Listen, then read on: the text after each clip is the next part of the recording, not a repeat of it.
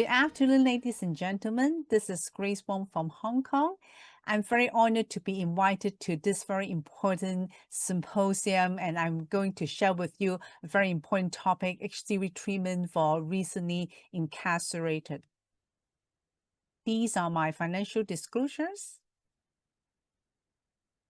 I come from Hong Kong, and Hong Kong is indeed a very small city with the prevalence of chronic HCV infection is luckily quite low in the general population. So it's around 0.26%. But we also know that in some special population, in fact, the prevalence can be quite high. And in terms of HCV genotypes, our city is unique that we have quite a lot of people infected by the genotype 6, which is relatively uncommon in other parts of the world. And our government have been reviewing our results in terms of viral hepatitis elimination, in terms of HCV work, for example, the diagnostic rate, treatment coverage. I have to say that Hong Kong has been doing a reasonably good job. We already passed the midpoint target by this year, and we are working hard towards the target by 2030, which is still 5 years to go. But I have to say that the last bit of these work, diagnosis, treatment coverage, is in fact quite challenging. First, we understand that we still have quite a lot of marginalized HCV communities, which we find very hard to reach out. So in particular, relevant to my talk this afternoon is about someone who have been recently incarcerated or still being incarcerated. These people are very difficult to be reached. So that's why still a lot of work to be done. And we also find these people are very at risk of having HCV infections. So in Hong Kong, the opioid substitute clinic is called methadone clinics. It's a free of charge clinic that our government provide to anyone who have previous or even active use of intravenous drugs. They can access this service free of charge. And these are the people who are at very high risk of HCV. As I mentioned before, in general population, we only have 0.26% of HCV, but among these people, there's as high as 85%, like 20 years ago. Over the years, we have been actively screening some of them, treating some of them. So you will also appreciate the number, the prevalence dropped a little bit from 85% to recent years with 73.4%, but which is in fact still very hard. Still a lot of work to be done. So now we only 5 more years before we reach the timeline of 2030, which WHO advocacy talk about HCV elimination. And I will have to say that over the past years, many international societies have highlighted one very key message is simplification in terms of diagnosis and treatment, which is in fact something that we have been working on a lot, hopefully can pick up as many people infected but with HCV as possible. And in terms of treatment, we are now very lucky to have very effective pan-genotypic direct antiviral agents, DAA. This multi-center study showing that one of the most commonly used DAA software for 12 weeks, in fact, which works very well across different cohorts, different countries, including some very challenging subpopulations in the old days, like those people who actively using drugs, using antipsychotic agents, have a lot of mental health issues. These people are very commonly encountered in prisons or incarcerated facilities. So now we need to understand what would be the main barriers we still have to tackle before we can finish the last bit of HCV eliminations. So let's go back to some challenging population, like in these recent analysis finding that the people who have very low risk of spontaneous clearance, especially those with HIV, MSN. So in fact, which means that these people, we need to diagnose and treat them as soon as possible because they cannot clear the virus by themselves. As well, there have been a lot of barriers in terms of HCV elimination, like in terms of lack of awareness, stigmatization, healthcare access, or healthcare system barriers, socio-economical factors like no insurance in some people, as well as the policy regulatory issues. I think all these would be applicable to people being incarcerated because many of the time they may not really worry about their disease itself, but many more other issues, especially the socio-economical issues, they may be of their priorities instead of the disease. So I find this recent paper published in the Lancet Gastro Health just a few years back then very informative, talking about what would be the challenges and what would be the recommendations we should try to follow and tackle in order to achieve HCV elimination in incarceration or prisons. So in fact, these 7 priorities areas are the main things that we need to tackle, hopefully can really achieve HCV elimination in these very at-risk populations. So these key content was developed by a prison-focused special interest group. So which means that they really understand these people as well as what would be the challenges. So the 7 key priorities include change the political will to ensure access to HCV diagnosis and testing, promote optimal models of HCV care and treatment, improve surveillance and monitoring of the HCV care cascade, reduce stigma and tackle the social determinants of health inequalities, implement HCV prevention, as well to advance prison-based research. I think all these priorities areas are very important and relevant because I also find these are still remaining the challenges when we encounter or try to help the people being incarcerated.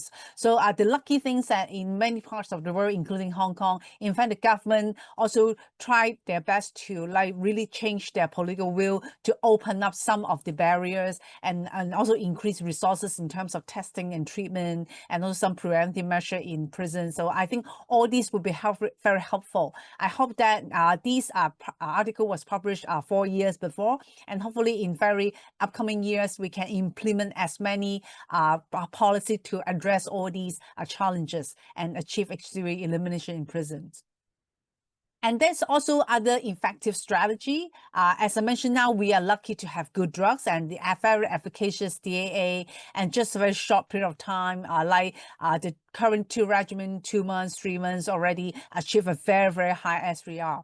So like from this real world data from, again, different parts of the world, you can see a very big cohort, more than 6,000 people from 10 study sites. So very representative. Also, Hong Kong contributes some of the data and find that with these very user-friendly software, pan-genotypic, pan-fibrotics, DAA, in fact, it would be applicable to different phenotype, different characteristics, no matter the age, gender, any co-infections, severity of fibrosis.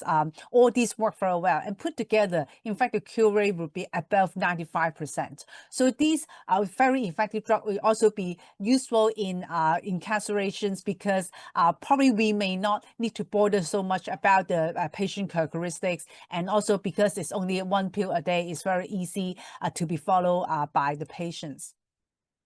Another concern would be about the adherence, because sometimes for many different reasons, people being incarcerated may not adhere to the full treatment regimen, even it's just 8 weeks to 12 weeks. They find it challenging to complete the whole course. But now we understand that, in fact, even some people, they cannot complete the whole course. Like here in this real world data, only 2/3 of them can do that. Another 1/3, they have the adherence below 90%. But this is not something that affecting the treatment outcome. In fact, even with relatively low drug adherence, this real world data showing that the treatment success rate is still very high. In fact, it's just exactly the same as 94%, which means that even you may worry about the patients, the person being incarcerated may not complete the full course, but as long as they can try to take as many pills they can. So in fact, the treatment success rate is still very high. And this is also another important data from the US showing very similar findings that these are the people with pivot, so they abuse drugs. So here they have even a lower adherence cutoff. They can tolerate missing like 2 weeks of the whole 12-week regimen. So in fact, it's like up to 15% of the whole course. So the drug adherence is below 85%. Again, very consistent finding that in fact the treatment success rate is still well above 80%. So which means that in fact we do not have to worry about drug adherence as much.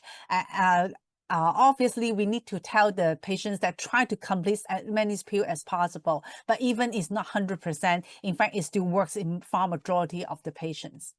So as I mentioned, the guidelines emphasize simplification. This is something also very important in the setting of incarceration prisons, because they may not have all the full sets of like treatment monitoring assessment. So this MinMon study is a very landmark paper published around 3 years ago. In fact, Dr. Solomon from the US did a great job, including patients from different parts of the world, the US, South America, Africa, Asia, very representative cohort, and he tried to simplify all the different assessment, skip the genotype, skip the on-treatment monitoring just by some phone call, and then to perform some telephone reminding, telephone visits. And in fact, at the end of the day, we find that with this very simplified minimal monitoring MinMon strategy, in fact, the treatment success rate is still very, very high. So I think the key thing is we need very good drugs. As well, we need intermittent reminders, probably just by telephone call, by messages, to remind the patients, try to take as many pills as possible. In fact, with this strategy, in fact, at the end, the treatment success rate is still very high. It's more than 90%, 94, 95%. And the drug adverse event or any serious adverse event would be quite minimal. So in fact, with this approach, in fact, it's very welcome both by the physician as well as the patient, because patient would not need to spare some time to visit the clinic. And it is particularly useful in incarceration setting because like the security person would not have to ask other people back to the clinics. So this strategy would be very user-friendly and also very applicable in prisons. So in fact, all these approaches would need the contribution by different stakeholders. So here is also a very useful approach, this multi-stakeholder approach to achieve micro-elimination in prisons. Here, the key person would be the specialty and the nurse. So have this nurse net test and treat pathway in England with quite a handful of prisons. So which means the coverage, in fact, can be very broad. So again, in fact, it far increased the screening rate, the uptake rate, as well as the treatment rates. So all these this approach would simplify the care model as well to increase the treatment and rate, which is very user-friendly. So towards the end, I would like to share some local experience in Hong Kong, which in fact, we also have some close partnership with our NGOs, with our social worker. And in fact, we are keep expanding our service, hopefully can reach out to more people at different incarceration settings. So in fact, we have this New Liver initiative started already more than 16 years ago, which we started with a very prominent NGO in Hong Kong, which is very active in serving people who have either quit abusing drugs or still actively using substance abuse. So in fact, they have a lot of education talks, lots of free testing. So we have this regular like health talk at the same time. In fact, like some photos I'm giving the talks, but at the same time, the room at the back, they do the point of care testing at the same time. So we can have this assessment in the same setting and then pick up who have positive anti-HCV antibody. So which means that they are either having active HCV or past HCV. Then we can refer them to our center to have more comprehensive assessments. So even after treatment, we also have other health talks to ensure they will not abuse the drugs again, as well as to how to take good care of themselves after the HCV is care. So it's a very long-term partnership with all the very devoted social workers. And we also have this kind of streamlined test and treat pilot program in our center that is everything can be done just in one session, like one morning. In fact, it also involves a lot of dedication of our social worker because they have to engage the clients to our centers. So we do everything in the same morning. We do the finger prick test. We also have the gene experts can have the exterior RNA results available within 15 minutes. So at the same time, we can also arrange some like health videos, health talk, and also perform the FibroScan or other non-invasive assessment in parallel. So after 1 or 1.5 hours, they already know whether they have active HCV viremia. Then for those with possible HCV, then we can start the treatment at the same time. And then the social worker and also the nurse will help us to monitor the treatment compliance over the next 2 to 3 months. So with this very streamlined assessment, in fact, we can try to reduce the loss to care as well to increase the treatment uptake rate. But this obviously involves a lot of manpower because they need to send a couple of social workers to bring all the clients to our clinics to do everything at the same time, as well to set up a gene experts. We find that it will be more cost effective if we can do the testing for like at least 8 to 10 individuals at the same session. But I think these approaches also have been used in other parts of the world, like here is in the Europe. They also have this CHIME program. They have very targeted HCV positive pivot, and they have this very streamlined, centralized services in their opioid substitute centers. So again, they also do everything at the same setting to find out who have detect exterior RNA and then try to test and treat them very soon, which means that in fact they have approached a lot of people. At the end of the day, the SDR rate in fact as a whole is 88%. But if we talk about the modified intention to treat, which means they already started the treatment, in fact the SDR rate is 100%. So to sum up, I have to say that a lot of things have been done to really improve how to diagnose more, treat more people in incarcerated settings. So I have to say that we can streamline the whole care model to be a test and treat in the same setting. And these need a lot of support from different stakeholders, especially the social worker, from the NGOs, our specialist nurse who also help us to monitor the compliance, which can ensure highest treatment success rate. So all these simplified one-stop model, in fact, is very helpful for patients under incarceration or even in other settings like opioid substitute center and so on. So now we are lucky to have good pan-generic drugs, which is also the key tool why we can achieve this. And we can also adopt the min-mon approach that give the drugs and then just by some phone call, text message to ensure the compliance. So with that, I thank you very much for your attention.